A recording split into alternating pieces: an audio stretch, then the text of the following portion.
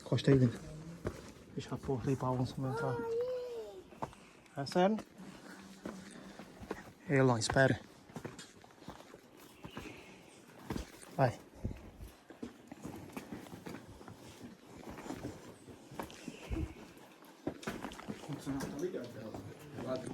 Bem fresquinho. Essa sensação de ar-condicionado ligado, ela acontece por quê? Uma gruta, para ela ser considerada uma gruta, ela tem que ter mais de uma entrada, né? No caso, essa gruta que a gente vai visitar, ela tem duas entradas. Só que a gente vai utilizar só essa. E temos outra entrada mais ali à frente. E essa entrada lá, ela funciona como um ar-condicionado ligado, que o ar ele entra por lá, circula dentro da gruta e sai para onde a gente vai entrar. Por isso que a gente teve a sensação de ar-condicionado ligado, né? Se tivesse só essa entrada, por exemplo, não era considerado uma gruta, era considerado uma caverna. Então, tem essa diferençazinha de gruta e caverna, certo? Hoje nesse passeio, pessoal, vocês vão visitar... Essa daqui é a maior gruta do estado do Ceará. Essa gruta aqui de extensão mapeada até o momento, a partir desse ponto aí para dentro, ela tem 1 km e 120 metros de extensão. Por isso que a gente tem essa plaquinha aqui, ó. Não é de sem guia, porque a partir desse ponto aqui, a gente tem um ambiente aí para dentro cheio de túneis e galerias. A gruta ela é um labirinto, então se entrar sem guia, o risco é grande de se perder. E a gente vai visitar uma gruta que não foi fechado o mapeamento dela por completo, né? Que é umas bandeirinhas que a gente vai ver no chão, que a gente chama de estações topográficas. Ali é o mapeamento da gruta, certo? Só que esse mapeamento não foi fechado.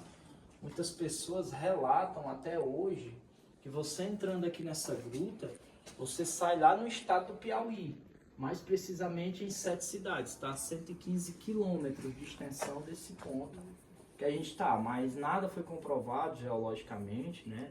A gente não descartou a possibilidade de interligação por ser a mesma formação rochosa, mas no momento mesmo, 1 km e 120 metros de extensão mapeado, que dá o tipo de maior gruta do estado do Ceará, certo?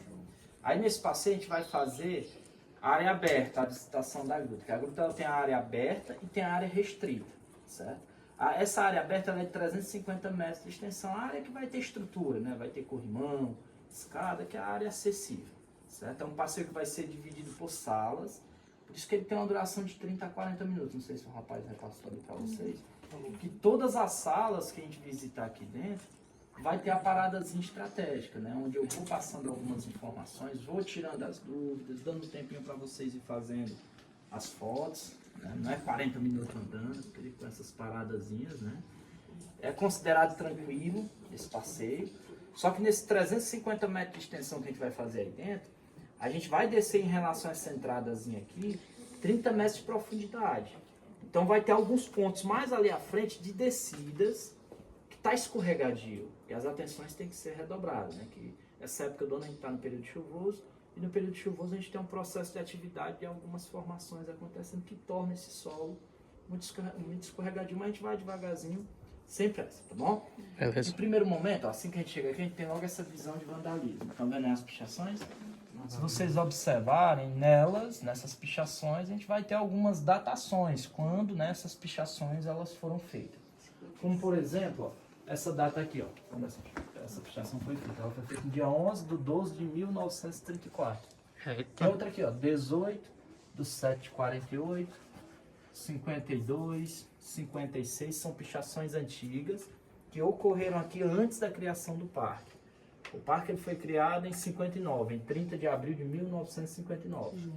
Só que esse ambiente que a gente vai visitar, a gruta, ele é conhecido desde o início do século XVIII. Então, desde o século XVIII que as pessoas entram aqui dentro. E essas pichações na época eram uma forma comum para quem vinha visitar deixar como recordação, dizer que esteve aqui no local. Porque na época não tinha celular. Então a pessoa vinha, visitava, aí na saída ó, colocava o nome, a data que estava visitando, né?